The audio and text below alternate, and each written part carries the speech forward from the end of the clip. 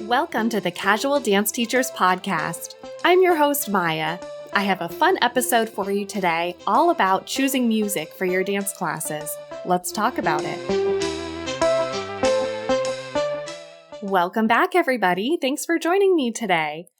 I see a lot of questions online in different forums and groups that I'm part of with dance teachers asking for music recommendations. A lot of times that is referring to music recommendations for choreography, but today's episode is exclusively about choosing music for your dance classes. So I do think that there's a different process in choosing music to choreograph to versus choosing music for your everyday dance classes. I personally am obsessed with music. I listen to music constantly. I love all different styles of music.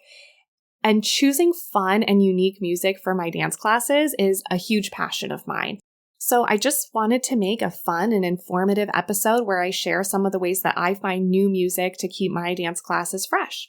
A lot of this might be very straightforward to you, but remember that we also have the Casual Dance Teachers Network on Facebook, and I'd love for you to join me there where we can use this episode just as a jumping off point to start to share our own music recommendations with one another. So the first question that I want to get into is, what should we be looking for when we're choosing music for our dance classes? Of course, I think number one thing that's going to come to mind is that when we're working with students, the music has to be appropriate.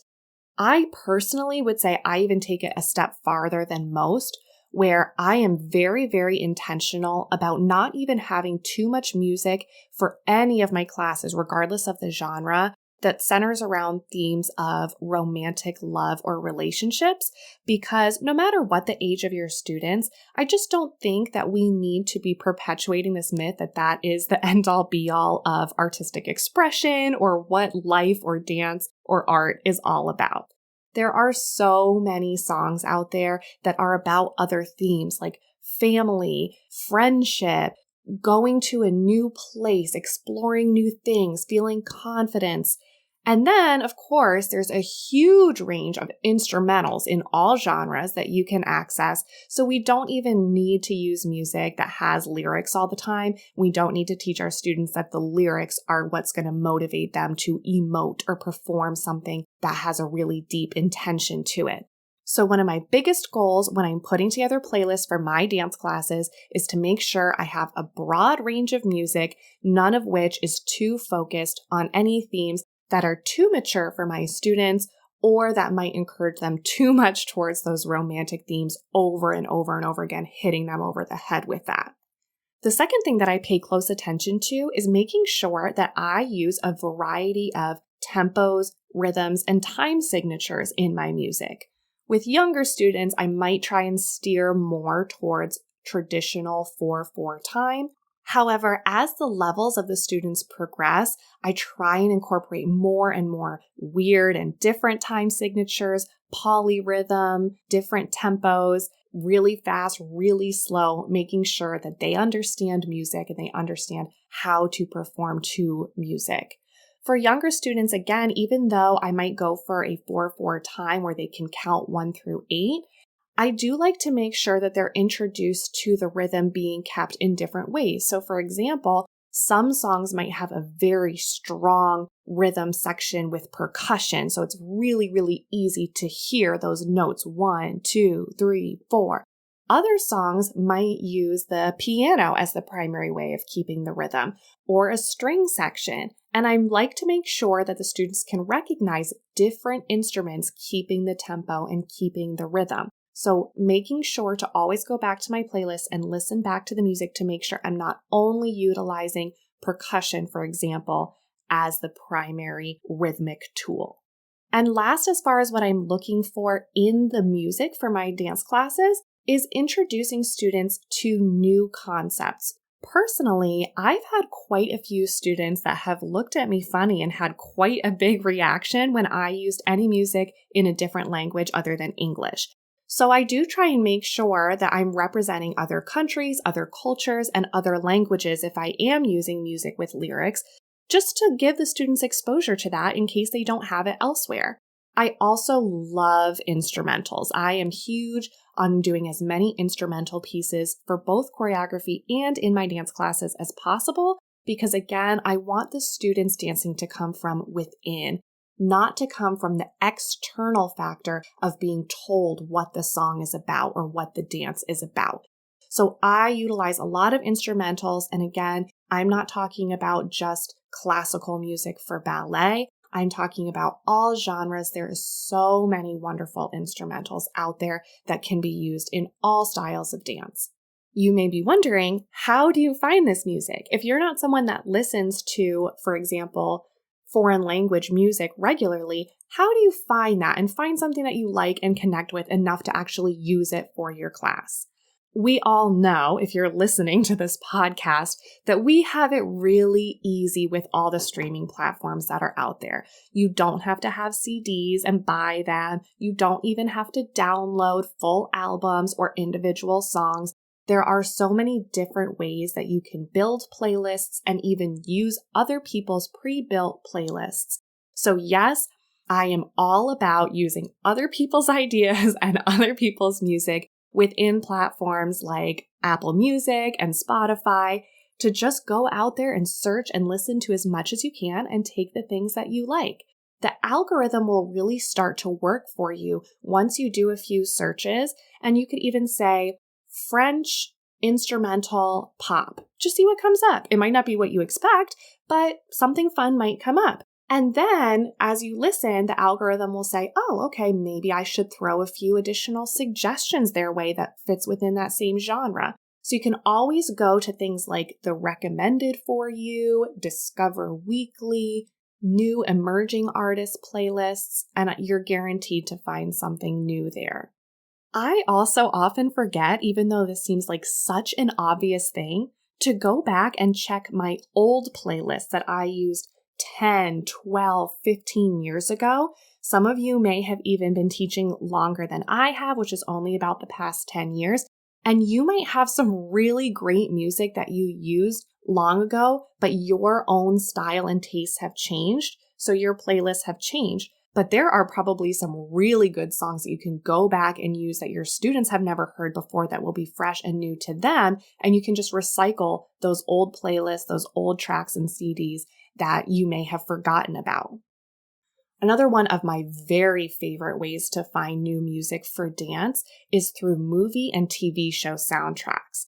I find that this music that's been designed to already have a visual element played along with it translates beautifully into movement. And again, this could refer to choreography. I have certainly used songs from movies and TV shows for choreographic purposes, but also can be really good for warm-ups, for going across the floor, or for combinations that will motivate your students to dance full out, but still allow them to focus on the steps and the technique. And last but not least, and hopefully you can use this one, if you have any local musicians in your area, why not think about doing a live music class if you could? Bring in a percussionist or a pianist or anyone that will accompany your class, and might also be able to do a brief talk or demonstration of some sort to give your students a little extra help with music, rhythm, whatever it is that they are working on. Your musician friends probably also have some really great recommendations that you can use, so make sure that you're talking to any musicians that you know, especially local ones. You might be able to get them involved in ways beyond just contributing their ideas. Okay, so hopefully I have given you a few pointers on how to find new music if you're feeling stuck and you're feeling like you need to add to your playlists. But once you have a lot of ideas and a lot of music coming to you that you want to use for class, how do you organize it? This is an area where I have really seen it all with the teachers that I have worked with and worked for over the years. I've worked for some what I would call personally old-fashioned teachers that are still using CDs to this day, as far as I know. And that's actually quite simple. I think for those of you that listened to my curriculum planning class where I talked about being really consistent with units, it's probably not a terrible idea to have, could be a CD or even just a simple playlist for each unit to keep you focused on we're going to use the same music and we're going to use the same tempos and we're going to use the same material for this entire unit and then we'll move on. So that's not a bad way to organize it. I do not organize my playlists in that way. And I do use playlists personally on Spotify and I download the music that I want to use. I organize my playlists only by the style of dance. So I have quite extensive playlists with a lot of music on them for the different styles that I teach, even if I teach multiple classes within that same style. Every once in a while, I'll do a breakout playlist specifically for one class if we're working on something specific that I think merits creating a separate playlist just for that. So like I said, I listen to all kinds of music purely for pleasure. I love to always be listening to different kinds of music. That might not be everybody's style, but for me, I'm always listening. I'm always trying to find new stuff. And anytime I come across a song that I think would work well for a class, I just dump it in the playlist for that style of dance, and there it sits. So I have these big music dumps for each style of dance that I teach. And I do make sure that I'm incorporating music, like I said, with different time signatures and tempos and rhythms. So that's one of the things that I'm actively listening for anytime I'm listening to music, whether casually or specifically looking for something. Is this something new? Does it offer something different than what I've already used in class in the past? Then it goes in the playlist. Even if it's not maybe a favorite song of mine, I will still use it in the playlist in order to give my students exposure to something different. When I am planning specific lessons, I then go into the playlist and just drag the songs up to the top in the relative order that I think I will use them. So for example, I'll find some songs that will work for the type of warm-up that I have in mind, drag them up to the top of the playlist. Then I will plan my center work and I'll find the songs that will work for that and drag them up to the top. So I'm never really deleting from these playlists unless for some reason I feel the song no longer will serve the class at any point in time. I am merely moving things around to keep it fresh. And this way, I don't fall into that trap, hopefully, of losing old songs that I used in the past. They will always exist on that playlist and I can always find them. And then I'll just drag them up to the top and I shift them around with each unit as I change out the material that we're working on. Another thing that I'm mindful of is making sure that I don't get too stuck in a box of, for example, using only classical ballet music in a ballet class. I do think in any style of dance, the students will benefit a lot from being able to perform that style of dance, even to a song that might not be associated with that style. So in my ballet classes, I always try and throw in some pop music. But even in a jazz class, I might try and use some pop music and also some classical jazz, so they're getting both of those styles and seeing what the progression of the art form looked like. I also, of course, love to have a theme, so I have separate playlists specifically for different holidays where I throw in holiday-themed music that, again, fits the bill of being appropriate, having a variety of different tempos, rhythms, and time signatures, and can work with different styles. So I have Christmas music that's really upbeat and happy. I have Christmas music that's slower and kind of sad. That way I'm not only doing these happy, peppy, upbeat Christmas songs whenever that time of year rolls around. I'm still exposing the students to a variety of different music, but it fits within the theme, which just makes it more fun for both me and my students. At the end of the day, there are some songs that I absolutely love that have a great beat, that might be a really fun rhythm, and I will never use them in my dance classes because you don't want to fall into the trap of using all the music that you love most for your job and losing the excitement for the music. And I think we both know that this holds true for choreography as well as using music for class, but keep some songs just for you.